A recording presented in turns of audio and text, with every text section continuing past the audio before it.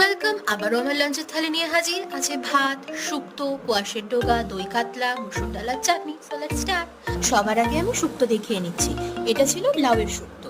লাউয়ের শুক্তোটা মা রাঁধুনি ফোড়ন দিয়ে করে। তারপর হচ্ছে কোয়াশের ডোগা। নর্থ বেঙ্গলের মানুষ আমরা, কোয়াশের ডোগা তো সবসময় হাতের সামনে। মা কিন্তু এটা দারুণ রান্না করে। তারপরে হচ্ছে দই কাতলা।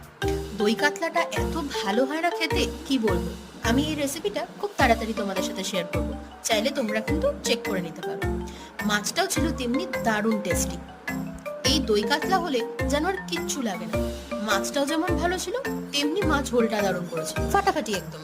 আমাদের বাড়িতে মা যখন দই কাতলা করে তখন অল্প হলুদ দেয় তো, তাই রংটা এরম হলদেটে আসে। খেতে কিন্তু দারুণ লাগে।